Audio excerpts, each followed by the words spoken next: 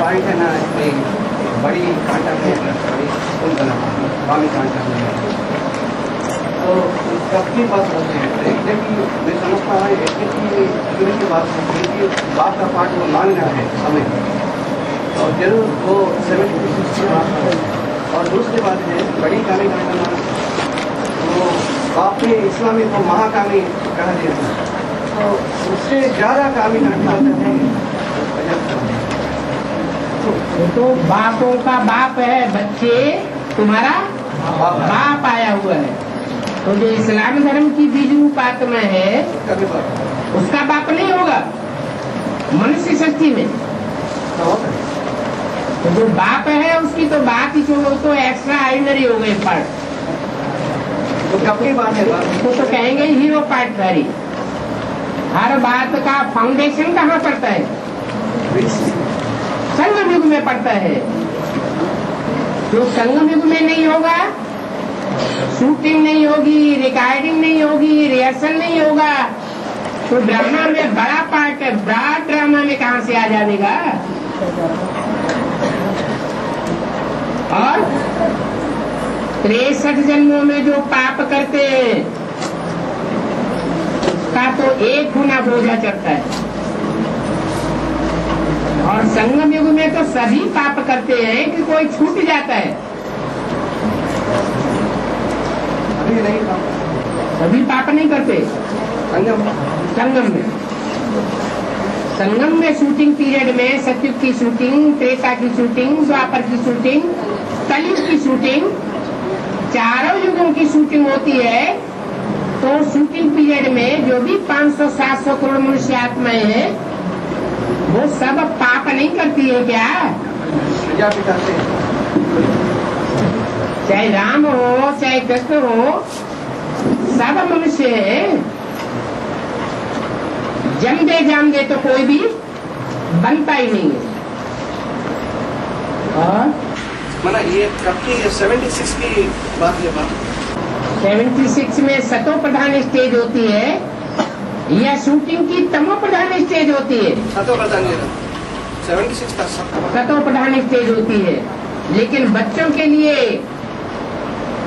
Safe रास्ता ये है कि जो बच्चे भावना में अंदर ये समझते हम तो शिव बाबा से पढ़ते हैं, हम कोई ब्रह्मा या प्रजापिता से पढ़ाई नहीं पढ़ते, हमें पढ़ाने वाला कोई ब्रह्मा या शंकर नहीं है, उनकी तो जीत है।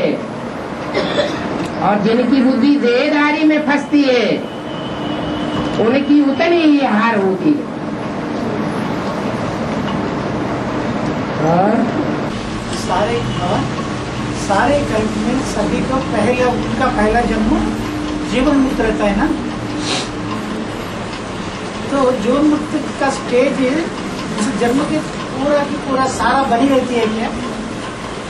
अगर अंत का जन्म है, उनका पहला जन्म है, इसका जो अंत में आने वाला है, परम धाम से आने वाली जो आत्मा है परम धाम से, हाँ, उनका तो वो पहली जन्म है।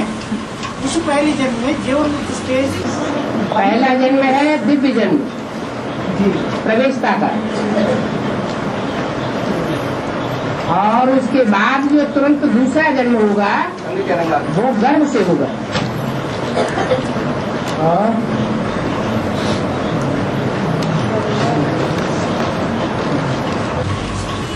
और वो शाही की डेफिनेशन दिया ना बाप ने, जो रात को दिन बनाने वाला है सच्ची शाही वो है शुभ। अभी जो शिरडी साई जो है ना, उनको गांव में तो मंदिर है उनका, साईं बाबा का शिरडी बाबा जो है ना, हाँ जी, उनका गांव में मंदिर है, बड़ा भक्त है। क्या वास्तव में ये उसको लागू करना है ना शिव बाबा का, उनका सच्ची साई वो शिव बाबा है। भक्ति मार्ग में गांधी जी हुए तो ज्ञान मार्ग में गांधी नहीं हुए क्या? ऐसे ही भक्ति मार्ग में जो भी पाठधारी है वो ज्ञान मार्ग में भी है, देखे जा सकते हैं। गायब तो उनको है। हाँ जी, क्या?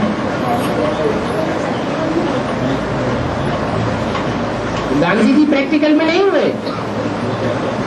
गांधी जी भी प्रैक्टिकल में हुए, तो वो हद के गांधी जी, और उसी तरीके से टैली करने के लिए ब्राह्मणों की दुनिया में वेद का गांधी जी भी। जो बातें हद के गांधी जी के ऊपर लागू होती है, वही बातें बेहद के गांधी जी के ऊपर भी लागू हुई। और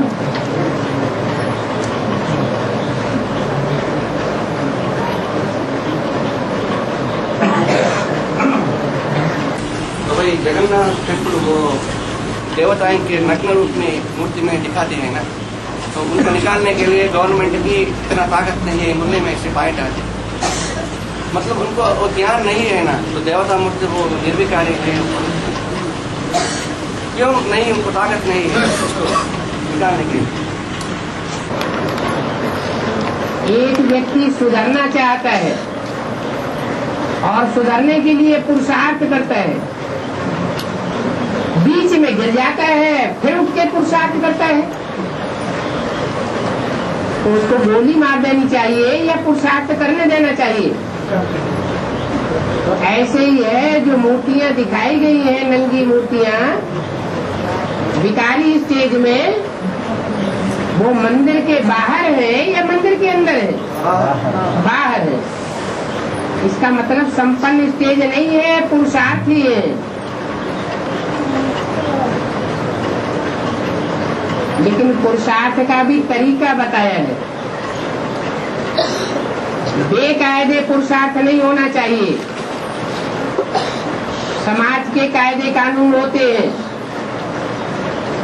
ईश्वरीय कायदे कानून होते हैं, सरकारी कायदे कानून होते हैं। सब प्रकार के कायदे कानून में बंधते हुए ईश्वरीय बताया हुआ पुरुषार्थ करना चाहिए, नहीं तो सेवा के बदले डिससर्विस हो जाती है। ब्राह्मण परिवार की आंख में धूल झोंकना,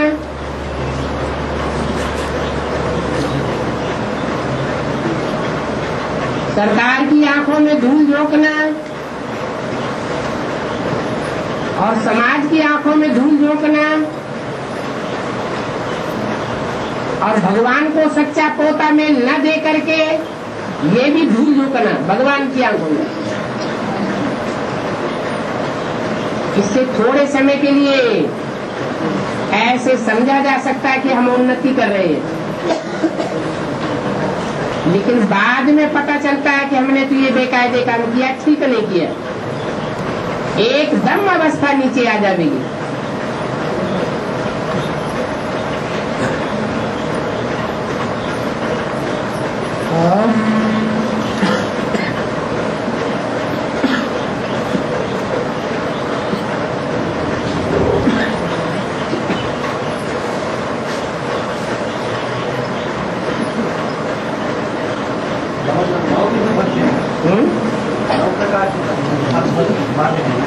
नौधा भक्ति है तो नौधा ज्ञान भी है और नौधा याद भी है। धा माने प्रकार, ब्रह्मा के तन में याद किया, ये भी एक प्रकार। उससे पहले ज्योति बिंदु को याद किया, ये भी एक प्रकार।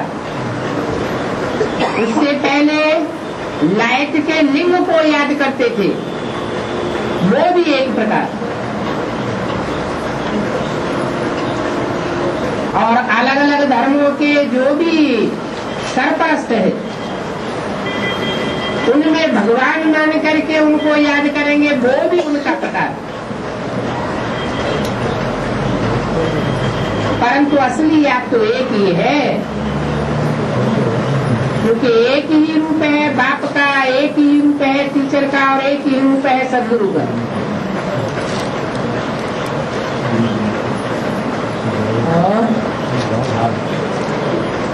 बाबा हाँ जी, हिंदी नहीं बाबा, जोर से बोलिए। हिंदी नहीं तो जो हिंदी जानते हैं आजू बाजू में उनको बता दो, नहीं तो तेलुगु में बोलो, हिंदी को दूसरा बता देगा। आप तेलुगु में बोलिए।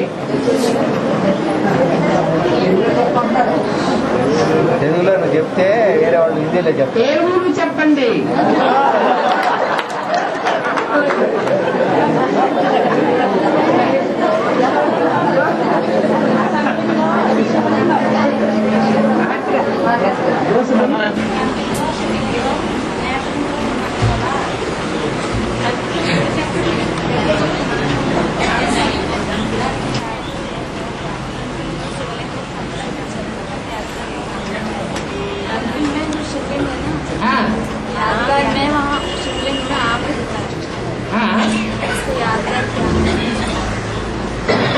लिंग है वो साकार की यादगार है या बिंदु की यादगार? साकार की यादगार है। उस साकार में जो तीसरा नेत्र दिखाया जाता है उसका नाम क्या दिया जाता है? शिव नेत्र। वो शिव नेत्र जो है वो किसकी यादगार है? कौन सी आत्मा की यादगार है? और जो चंद्रमा दिखाया जाता है वो किसकी यादगार है? चंद्रमा है ब्रह्मा की यादगार। और जो तीसरा नेत्र दिखाया जाता है वो किसकी यादगार? शिव बाप की यादगार। तो लिंग में अगर वो नेत्र ही नहीं होगा तो जैसे सब मनुष्य मात्र अंधे की औलाद अंधे, वैसे वो भी अंधा।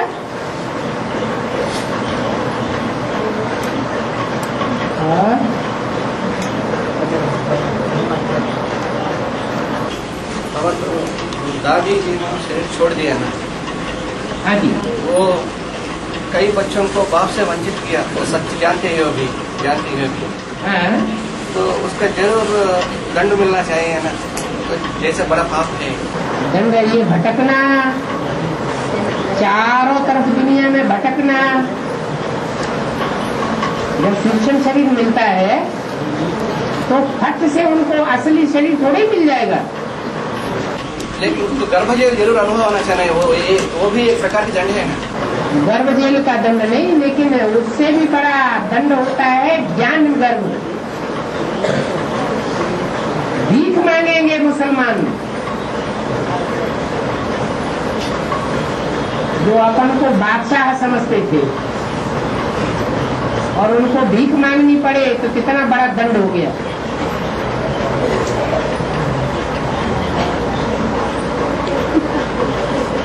है मना सूक्ष्म शरीरधारी प्रवेश नहीं करता है।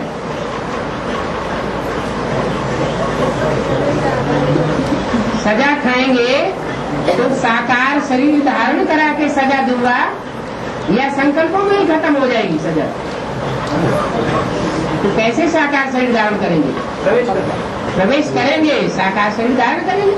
जैसे कोई भूत प्रेत आते हैं तो औलियों के पास ले जाते हैं, तांत्रिकों के पास, वो उनको बांध करके पिटाई करते हैं। तो सजा खाती है कौन सी आत्मा? शरीरधारी नहीं खाती है, उसको बांध लेते हैं, वो निकल नहीं सकती। और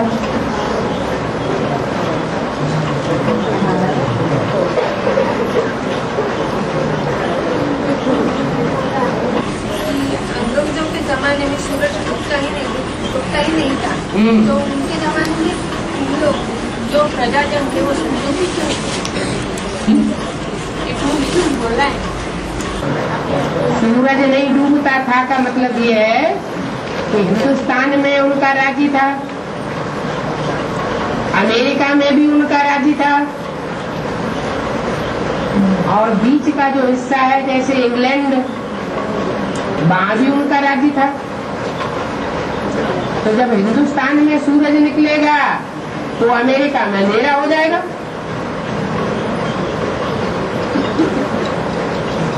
तो ऐसे नहीं है कि 24 घंटे में कभी सूरज डूबता ही नहीं था। 24 घंटे में कोई भी राज्य हो 12 घंटे तो सूरज डूबता था ना। तो पूछने की गलत फहमी हो गई। पृथ्वी तो गोल है, गोल पृथ्वी में चारों तरफ अंग्रेजों का राज्य था, इसलिए कहा जाता है उनके राज्य में कभी सूरज डूबता नहीं था। डूबता तो था क्या, लेकिन कहने में आता है कि राज्य में कभी सूरज डूबता नहीं था।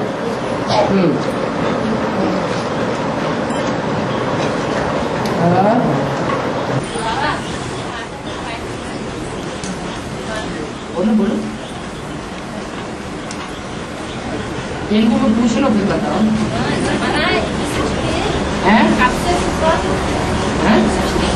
सृष्टि कब से शुरू हुआ? आत्मा कब से शुरू हुआ?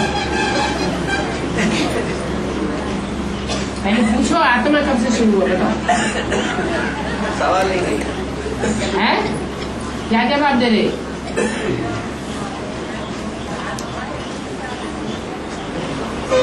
अनादि अविनाशी है?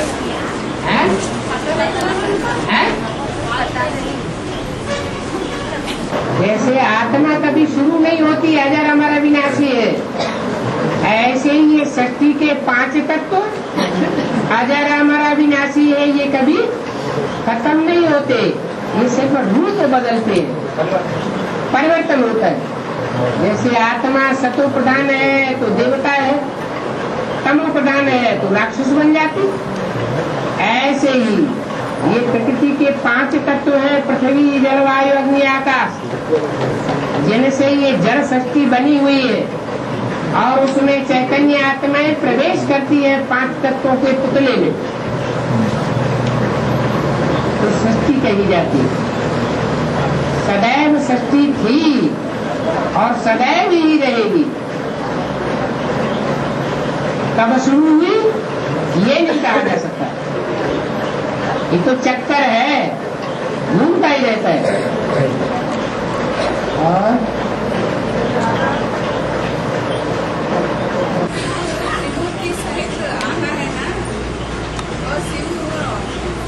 आने का बाद पश्चिम मिल जाता है, वैसे ही मूर्ति यहाँ रखते हैं, उनकी सूक्ष्म में यह मूर्ति है, कहा गया मूर्त, फिर उसका उल्टा क्या हुआ? अमूर्त। मूर्त माना साकार, अमूर्त माना इसका रूप नहीं है, मूर्ति नहीं है। तो शिव तो ज्योति बिंदु है, परम धाम से आता है, तो ऐसे नहीं परम धाम से 3 मूर्तियां लेकर के आता है, नहीं। जब आता है और मुख से बोलना शुरू करता है, ज्ञान का बीजारोपण करना शुरू किया, वैसे ही उसके साथ 3 मूर्तियां होती हैं सामने। प्रजापिता ब्रह्मा और जगदम्बा बच्ची और तीसरी मूर्ति। जैसे जगदम्बा बच्ची है और वो जगत माता कही जाती है, ऐसे ही भारत माता भी है। भारत वर्ष कहा जाता है, भारत देश कहा जाता है। सारी दुनिया का प्रतिनिधित्व करने वाली है जगदम्बा और भारत का प्रतिनिधित्व करने वाली है भारत माता। 2 रूप है भारत के। भारत माता है, कोई साकार होगी या निराकारी आकारी होगी? साकार होगी। तो भारत माता विधवा होगी या सधवा होगी? विधवा तो नहीं होगी, सधवा होगी। तो भारत पिता भी जरूर होगा। लेकिन पिता अपने को पीछे कर देता है। क्या है नहीं पहले किसको प्रत्यक्ष करता है? माता माता को प्रत्यक्ष करता है, बच्ची को प्रत्यक्ष करता है। तो जो फर्स्ट क्लास प्रजा है ना सावकार, तो उनका लक्षण कैसा होता है? संगम मतलब इंद्रियों पर पूरा जीत नहीं पा सकती। पवित्रता के लिए पुरुषार्थ नहीं करेंगे, क्लास भी नहीं कर पाएंगे, लेकिन मकान दान दे देंगे, बड़ा हाल दे देंगे, ढेर सारा पैसा दे देंगे, लेकिन खुद पवित्रता के लिए पुरुषार्थ नहीं करेंगे, पढ़ाई नहीं पढ़ेंगे उतनी गहराई तक जो राजा बन जाए, राजघराने में आ जाए। क्योंकि साहूकार है, साहूकारी के संस्कार है। बाकी यहाँ सहयोग किया है तो वहां जाकर के राजाओं के नजदीक बैठेंगे, वहां भी राजाओं को सहयोग करेंगे। सहयोग लगभग इससे होना चाहिए ना, इससे होना चाहिए। निश्चय भी इतना नहीं कि ये हमको पतित से पावन बनाई देगा।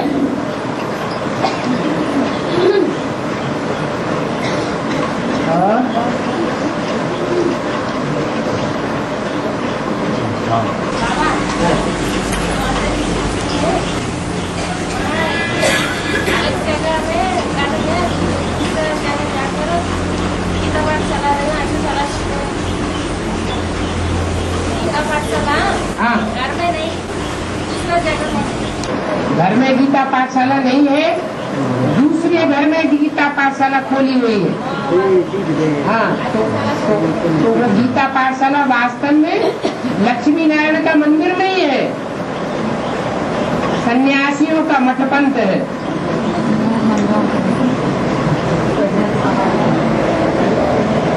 अपने घर को लक्ष्मी नारायण का मंदिर बनाना है।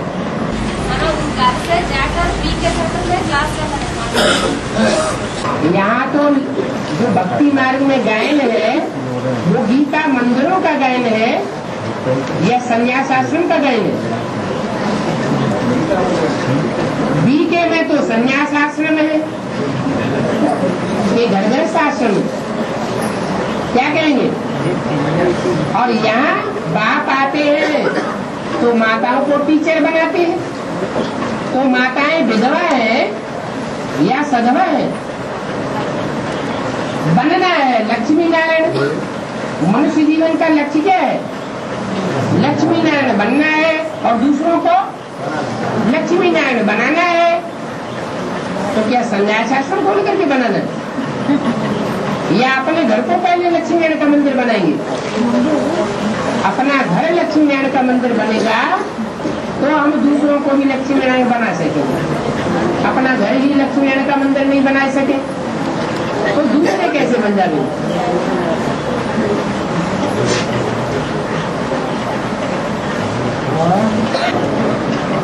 तो ज्यादा लेखा जो भक्ति वाला है ना, गीता भी पढ़ा है ना, इसमें जो इशारा दिया है अणोरणीयाम समनुस्मरेच्यः श्लोक है ना, व्यास योग युक्तेन चेतसा नाटिका। उनको ये बात नहीं बैठे है ना, जो बिंदु है, बिंदु सब जगत की शिक्षक है। गीता में जो इशारा दिया है वो इशारा ब्रह्मा की बुद्धि में पूरा पूरा बैठा है नहीं? कौन है शिक्षक? कौन है? और जो बिंदु जिसमें प्रवेश कर जो है, अगर ब्रह्मा को बुद्धि में बैठा होता तो विद्यालय का नाम ब्रह्मा कुमारी विद्यालय क्यों रखा होता शुरुआत में? प्रजापिता ब्रह्मा कुमारी ईश्वर विश्वविद्यालय रखा हो? उनकी बुद्धि में नहीं था, उनकी बुद्धि में शुरुआत से ही बैठा हुआ है। कि गीता का साकार भगवान अगर इस सृष्टि पर कोई होता है तो वो मैं हूँ। पहला दुनिया का शिवोहम कौन हुआ?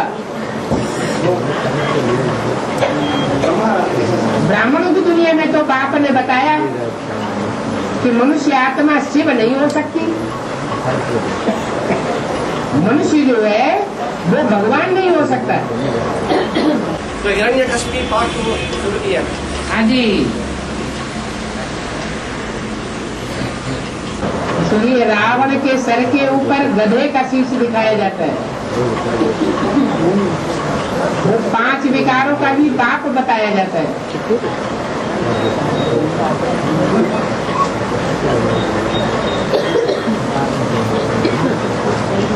और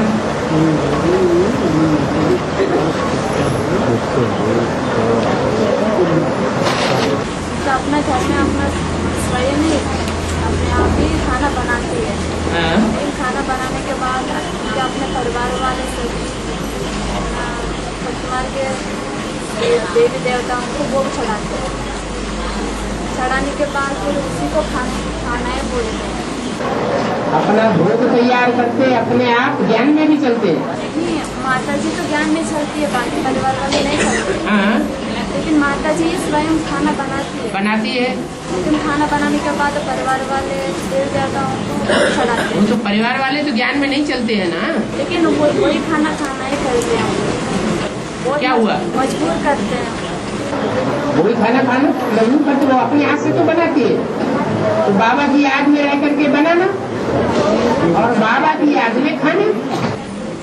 भोग लगाने के बाद खा सकते हैं। जो ज्ञानी है उसके लिए भोग लगाना क्या, देवताओं को न लगाना क्या, कोई मतलब ही नहीं रहा।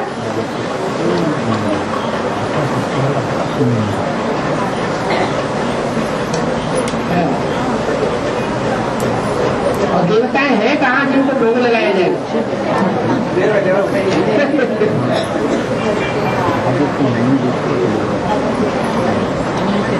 जब भोग लगता है तो आप समझ लीजिए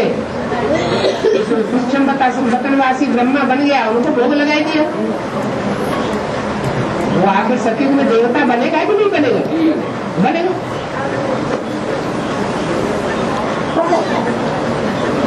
जो वर्तमान में ब्रह्मा विष्णु शंकर का पाठ है उनको भोग लगाया गया।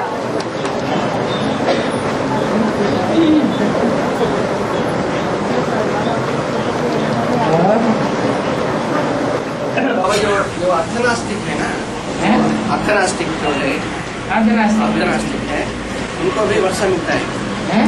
उनको भी वर्षा मिलता है। आधे नास्तिक है तो आधा तो वर्षा मिल जाएगा। नास्तिक को नहीं मिलेगा, लेकिन ये वर्षा माना वर्षा तो साकार में है ना, निराकार नहीं है। लेकिन वो सिर्फ वर्षा तो सुख का है ना, सुख का है। हाँ जी। लेकिन वो मानते हैं, वो सिर्फ देवता को नहीं मानते हैं ना, अर्धनास्तिक देवता को नहीं मानते। लेकिन अकेला देवता जो है वो तो शरीरधारी है। नारायण है वो तो शरीरधारी है, लेकिन नारायण में जो शक्ति आई है वो कहाँ से आई है? सुप्रीम सोल से आई है ना, सुप्रीम सोल की याद से आई है। तो वो आधी चीज को मानता है।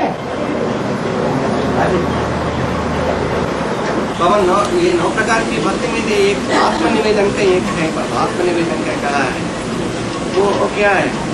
सख्य और अर्पण कर देना। आत्मा माने मन बुद्धि, मन बुद्धि नहीं चलाना, जैसे चलाओ वैसे चलेंगे। बाप का जो भी डायरेक्शन मिले, सदगुरु की जो भी आज्ञा मिले, हमें उस पर चलना है। उसके लिए हमें बुद्धि नहीं चलानी है, मन नहीं चलाना है। मैंने आत्मा अर्पण कर दी। वो तब श्रेष्ठ भक्ति वो होना चाहिए ना। हाँ जी। तो इसमें श्रेष्ठ भक्ति आत्मनिवेदन को कहना है। तो 9 प्रकार की भक्ति, क्योंकि श्रेष्ठ भक्ति जो करती है श्रेष्ठ ज्ञान उठाने वाला। अर्पण करना, अर्पण में होना। आत्मनिवेदन माना अपने को अर्पण कर देना। सब कुछ तेरा, कुछ नहीं मेरा। जब पहचान लिया एक बार, तो वो पहचानने के बाद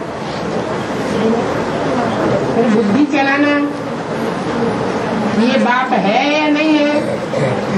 ज्ञान होता किस लिए? पहचान के लिए। और पूरी पहचान जब तक नहीं हुई है तब तक ज्ञान मिलता रहेगा। और पूरी पहचान नहीं हुई है, इसका प्रूफ है कि पूरा अर्पण में नहीं हुआ।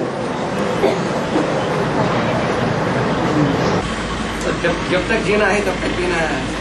हाँ जी।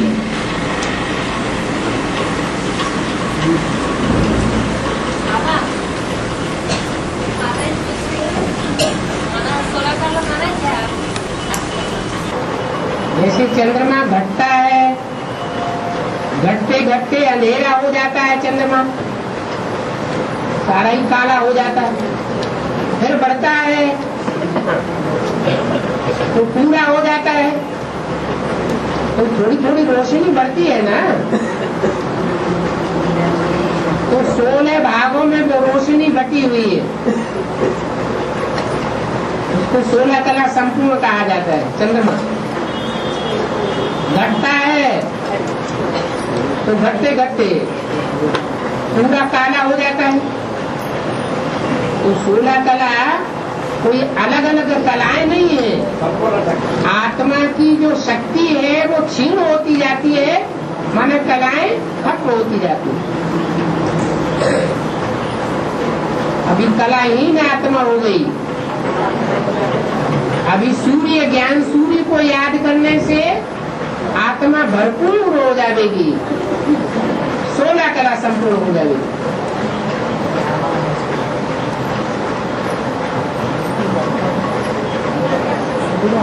ये मेजरमेंट है। जैसे पहले शेर होता था, एक शेर में इतनी छटांग, 16 छटांग। तोला तो अभी बना, बाद में।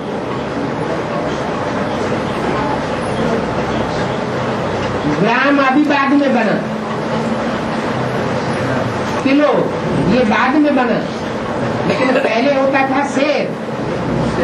तो 16 शेर माना 16 छटाक माने 1 किलो 1 शेर। तो ताकत बढ़ गई, वजन बढ़ गया।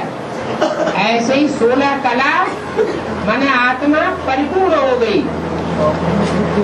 रोशनी से भर गई, क्लैरिटी से भरपूर हो गई,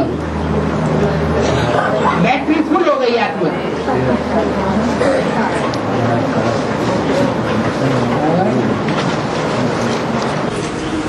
उत्तर भारत और दक्षिण भारत कहते हैं बाबा। दक्षिण भारत वाले उत्तर भारत वाले, दक्षिण भारत वाले उत्तर भारत वाले कहते हैं बाबा। दक्षिण भारत वाले और उत्तर भारत वाले, ये आत्मा होती है या शरीर होता है? लेकिन उसका खुद तो जो आत्मिक स्थिति वाले होंगे उनके ऊपर तो कोई असर नहीं पड़ता है कि हम दक्षिण भारत के हैं कि उत्तर भारत के हैं, क्योंकि आत्मा अपने को समझने वाला ये जानता है कि भले से आखिरी जन्म में हमने ये दक्षिण भारत में जन्म लिया, लेकिन इससे 83 जन्म हुए वो तो मेरे हो सकते हैं उत्तर भारत में, कि नहीं हो सकते? हो सकते। तो मैं आत्मा उत्तर भारतवासी हूँ या दक्षिण भारतवासी हूँ?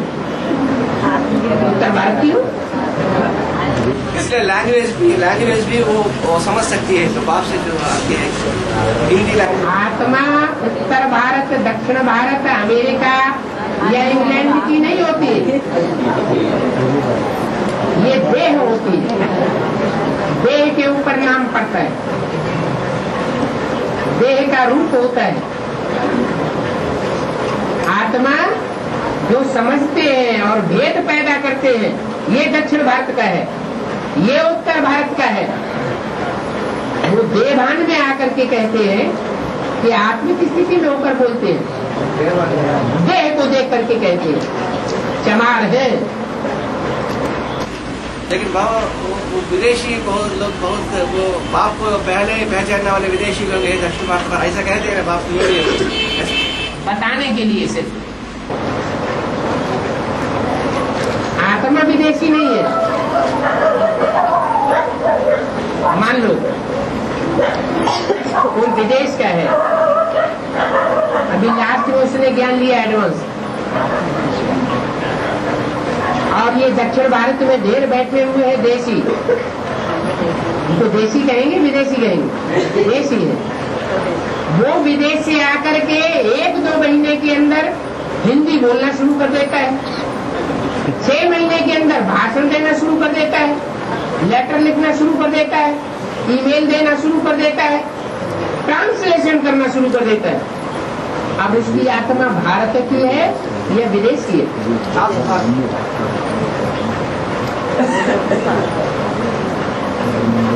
जो भारत के अंदर रहने वाले इतना मेहनत करते हैं, चाहते हैं हम हिंदी सीखें, वो नहीं सीख पाते, और उसमें लगन है।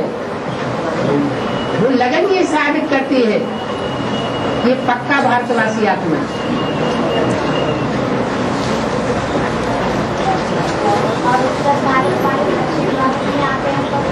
विदेशी बन जाते हैं,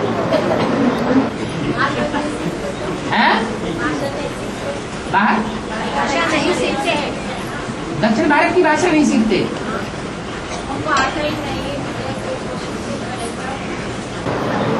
नहीं सीखते वो तो तुम बाबा का डायरेक्शन थोड़े ही कि भाषाएं नहीं सीखो, बाबा तो कहते हैं सब भाषाएं सीखो। आता ही नहीं तो दक्षिण भारत में आएंगे काहे के लिए? बिना सीखे कोई भाषा वहाँ रह करके आती रहे तो उसको क्या कहा जाएगा? समाज बदलने से, सोसाइटी मूव करने से कोई भी भाषा आती है, लेकिन पूर्व जन्मों के संस्कार से भी भाषा आती है। कहा जाता है कि यहाँ की भाषा सीख लिया मैंने ब्रॉड ड्रामा में यहाँ ही आकर के जन्म लिया। ये कोई बात नहीं होती है। जब बाबा ने डायरेक्शन दिया है सब तरह की भाषाएं सीखो, सारी दुनिया की तुमको सेवाएं करनी है तो सीखो। बिना सीखे ऑटोमेटिकली 4-5 लैंग्वेज आते हैं। बिना सीखे ऑटोमेटिकली 4-5 लैंग्वेज आते हैं सहज। हाँ, कोई ऐसे होते हैं 5-5, 6-6 लैंग्वेज बोलते हैं, उनके भी अपने पूर्व जन्मों के हिसाब किताब है जो उन्होंने 5-6 लैंग्वेज सीख ली। जरूर सोसाइटी मूव तो अब की होगी, सोसाइटी मूव करना है ये भी तो पूर्व जन्मों के संस्कारों के आधार पर है। हाँ, आए तो पूर्व जन्मों के हिसाब से आए, वैसे ही आगे। वो लोग भी देसी हो गए क्या? वो उत्तर भारत वाले दक्षिण में आए तो ये भी देसी हो गए? नहीं, कोई जरूरी नहीं, हो जाए और हो भी सकते हैं। कोई आया और वहीं के रंग में रंग गया, अपनी संस्कृति को भूल गया और उसी रूप में रंग करके सारा ही परिवर्तन हो गया, तो क्या कहेंगे? विदेशी है क्या? विदेशी और स्वदेशी की सबसे बड़ी पहचान क्या है?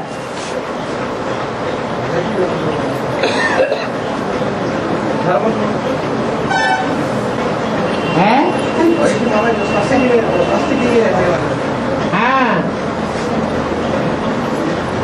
जो विचार में जाए तो विदेशी, जाना पसंद करता हो तो विदेशी, और जो स्थिति में रहना पसंद करता हो और अव्यभिचारी बनना पसंद करता हो, विचार से जैसे घृणा आती हो तो है स्वदेशी।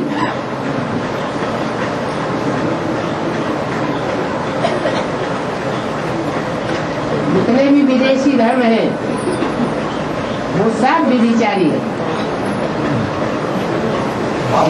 भारतीय धर्म है वो अव्यभिचारी है, नंबर 1।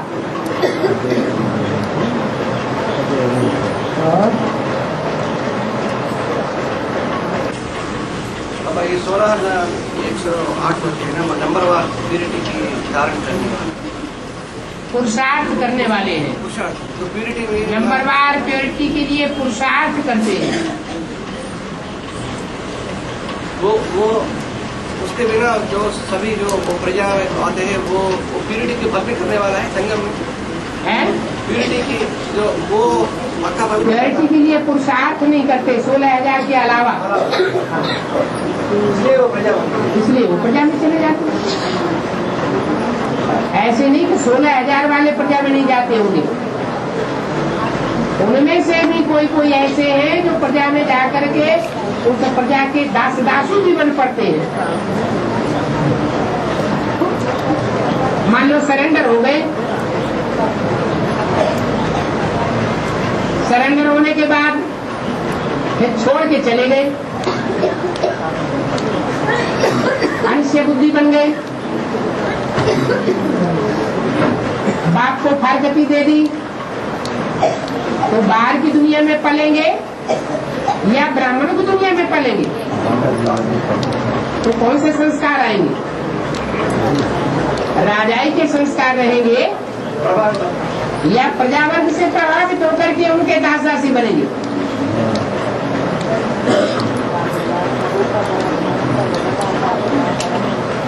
समर्पित होने के बाद, इसलिए भक्ति मार्ग में भी ये बुरा माना जाता है कि एक बार जो ईश्वर का बन गया, संन्यास ले लिया, तो संन्यास को छोड़ करके फिर वापस गृहस्थ में आना बहुत बुरा माना जाता है।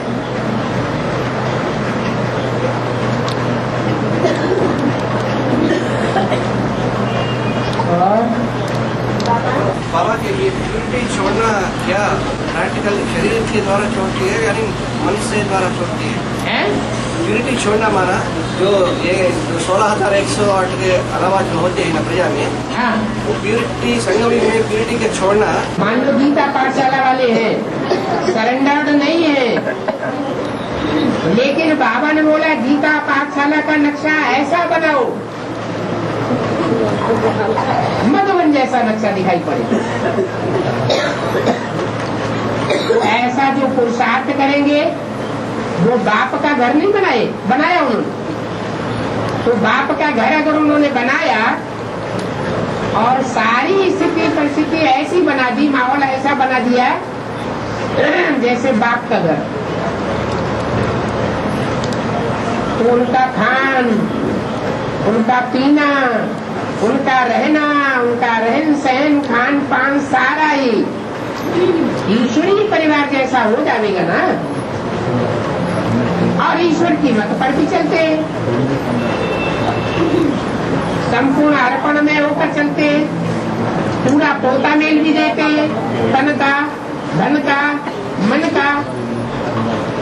कोई भी काम करने से पहले बाबा से राय लेते, पूछते, डायरेक्शन लेते। तो ऐसी आत्माएं क्या अंत में बाप के परिवार की भांति नहीं बन सकती? अंत में जो सरेंडर होंगे वो अंदर वालों से आगे नहीं जा सकते। इसलिए बोला अंदर वाले रह जाएंगे और बाहर वाले ले जाएंगे।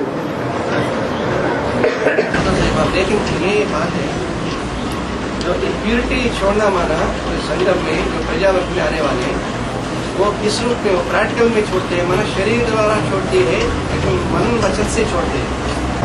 अंदर रहे पड़े, मान लो सरेंडर हो गए, तो उन्हें लाजमी पवित्र रहना ही पड़े कि नहीं रहना पड़े।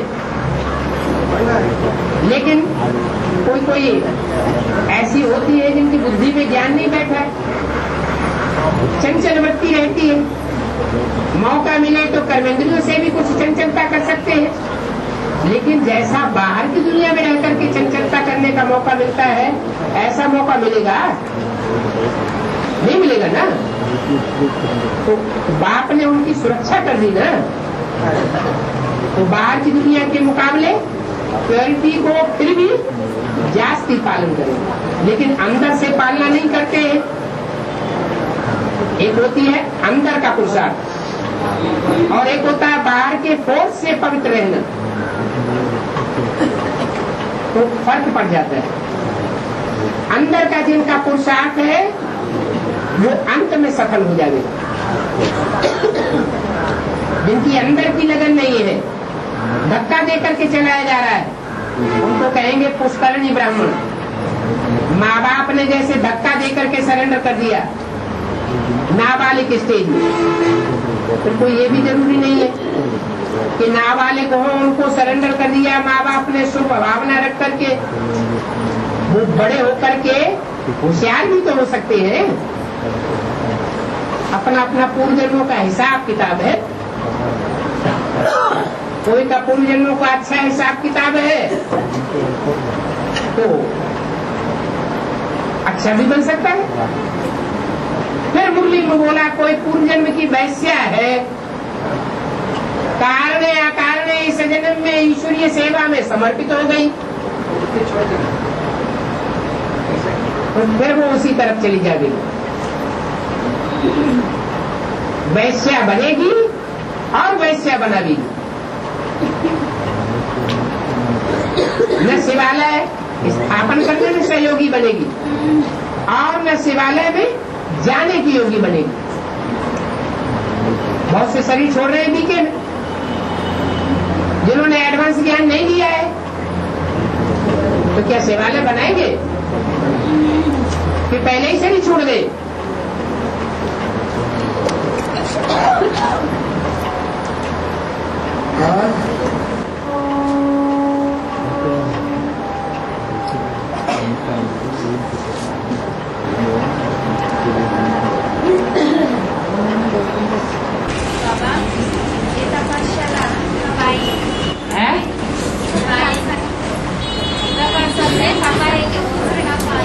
गीता पाठशाला में कब आएंगी?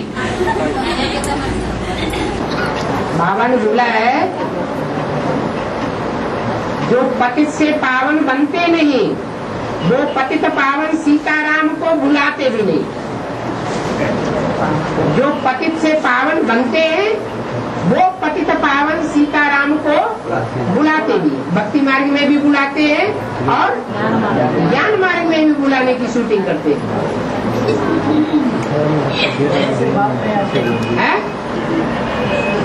कोई बुरा बात नहीं, भले उससे भी नहीं आते, अपने टाइम पर आ गए। ये कोई ब्रह्मा बाबा थोड़े ही है जो किसी तारीख दे करके आवेंगे। हाँ,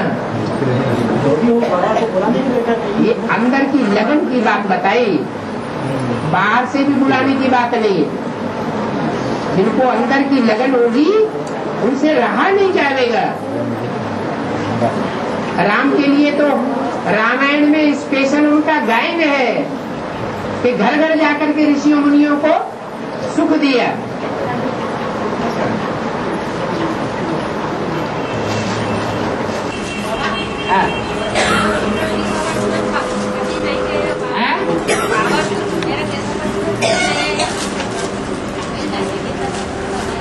वो अपने अंदर से पूछो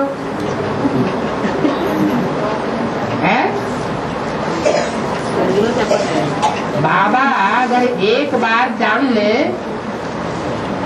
ये मठपंथ स्थापन हो रहा है, गीता पाठशाला नहीं बनी है, तो बाबा खुद ही बतावेंगे।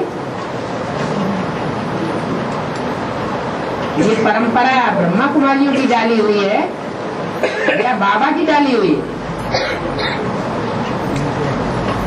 तो गुरुओं की परंपरा है। रहो इस घर में, बाल बच्चों का पोषण करो, उनकी शादी करो, उनके बच्चे पैदा करते रहो और दूर गीता पाठशाला बना दो। एक की बात थोड़ी, यहाँ और भी बैठे हुए होंगे।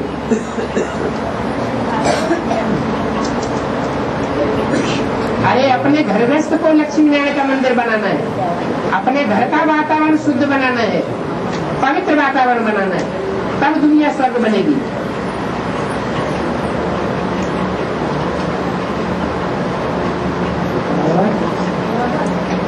बहुत ही लोग अपने आप को सूर्यवंशी कहलाते हैं। हाँ जी,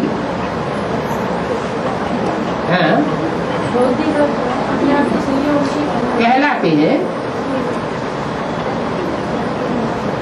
उन्होंने विधर्मियों के मुकाबले स्वदेशी बनकर के बाप की बातों को ज्यादा फॉलो किया होगा, पवित्रता के ऊपर और धर्मों के मुकाबले जास्ती ध्यान दिया होगा।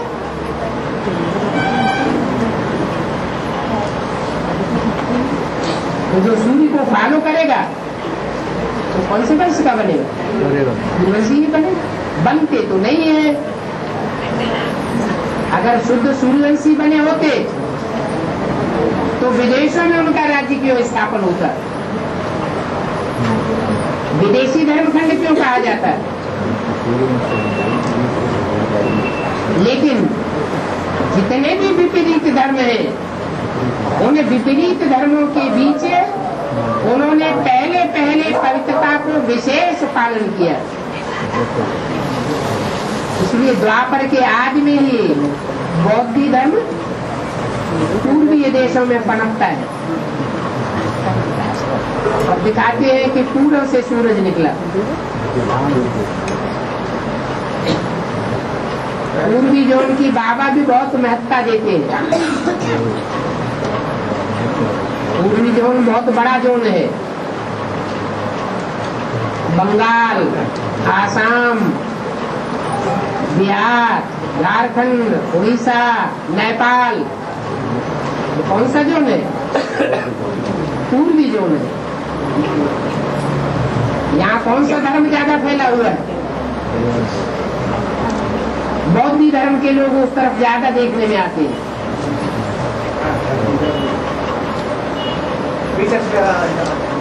और नास्तिकता भी ज्यादा कहाँ पनपती है? भारत में कौन से धर्म से नास्तिकवाद निकला?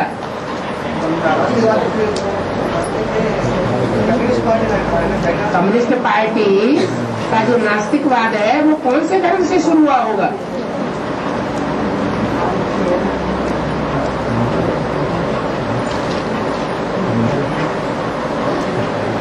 बौद्ध धर्म से ही नास्तिकवाद शुरू होता है।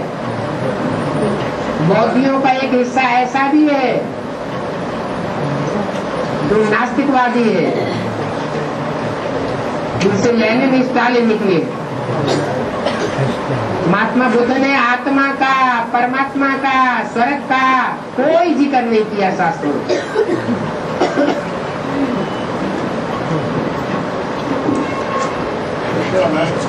बुद्ध के फॉलोअर महात्मा बुद्ध को ही भगवान मानते हैं, बुद्ध भगवान कहते हैं। लेकिन बुद्ध के आने के बाद नरक बना या स्वर्ग बना? भगवान क्या करता है? भगवान तो स्वर्ग बनाता है।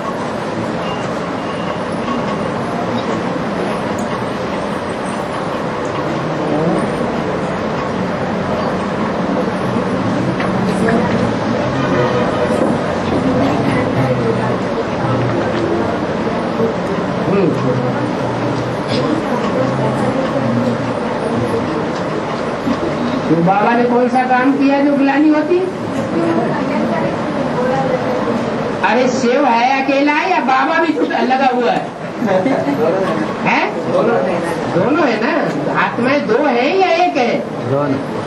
दो आत्माएं हैं। एक है सदाशिव, वो कौन है? और जिसमें आता है वो सदाशिव है, या द्वापर युग से लेकर के कलयुग के अंत तक मारकाट मचाता चला आया? द्वापर के अंत शुरू से लेकर के और कलयुग के अंत तक संघर्ष करता चला आया, मारकाट मचाता चला आया, या दुनिया का सिर्फ कल्याण ही किया? कल्याण तो नहीं किया। तो दोनों का संगम है, एक नहीं है। जब तक दोनों है तब तक नाम शंकर है। और जब जिसका नाम शंकर है और वो शिव के साथ जब जोड़ा जाता है तो शंकर शिव समान बन जाता है, बाप समान बन जाता है। बाप आते हैं तो आप समान बनाने आते हैं, ऐसे ही चले जाते हैं। बाप आते हैं तो आप समान बना करके जाते हैं। तो जब आप समान बन गया तो नारायण की ग्लानि होगी? नारायण की ग्लानि होने का कोई सवाल नहीं रहता। कृष्ण काला है तो काला मुंह दिखाते हैं, राम काला है तो काला मुंह दिखाते हैं, शिवलिंग काला है तो वो भी काला दिखाते हैं। लिंग की बात है, जो लिंग की बात है, बिंदु की तो बात नहीं।